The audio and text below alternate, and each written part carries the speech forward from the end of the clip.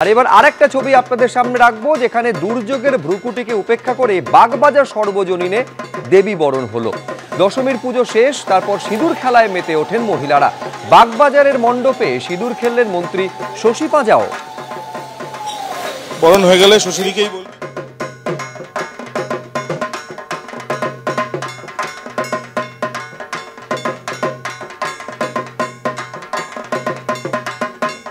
বিজয়া দশমী, চারিদিকে বিষাদের সুর। এই মুহূর্তে আমরা রয়েছি বাগবাজার সার্বজনীনের পুজো মণ্ডপের ভেতরে।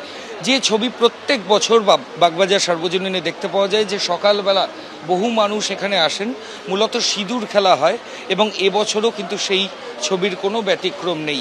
সকাল থেকেই বাগবাজার সার্বজনীনের যে পুজো মণ্ডপ, সেখানে অগণিত মানুষের ভিড়, এবং সবাই লাইন দিয়ে আসছেন, এসে সিঁদুর খেলা চলছে। এই মুহূর্তে যে ছবি আমরা দেখাবো, প্যান্ডেলের ভেতর থেকে লাইন শুরু হয়ে সেই লাইন বাইরে অবধি চলে গেছে, এবং প্রত্যেকে আসছেন মা দুর্গার পায়ে তারা সিঁদুর দেবেন, বরণ করবেন।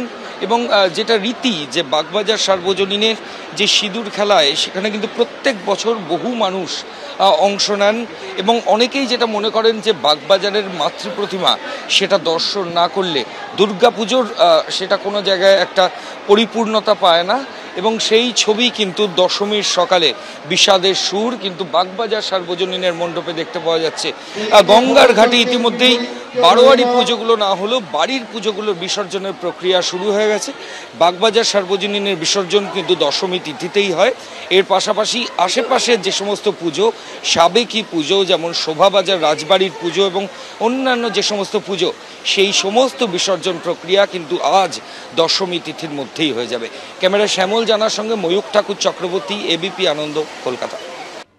সকলে ভালো থাকুক, সকলে সুস্থ থাকুক, বাংলার জয় হোক, মায়ের জয়, মায়ের নামে জয়ধ্বনি দিয়ে আজকে মা বিসর্জনের পথে হলেও মা এতটাই শক্তি দেয়, মনোবল এতটাই দেয়, যে আমাদের এই কষ্টটা আমরা নিজের কাছে রেখে দিয়েও কিন্তু তারপর এগিয়ে যাই।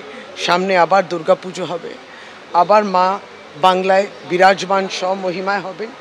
ভালো থাকবেন বাংলার সকল মা মাটি মানুষ। নির্বাচন হওয়ার আগে শেষ দুর্গাপুজো, আর কয়েক মাস পরেই নির্বাচন।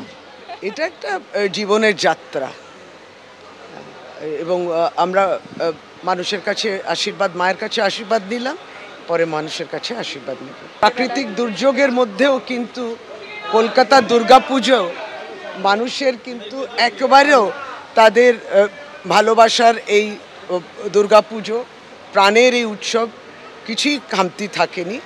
সকলে বেরিয়েছেন, দর্শন করেছেন, আনন্দ করেছেন, উৎসব করেছেন, পুজো করেছেন।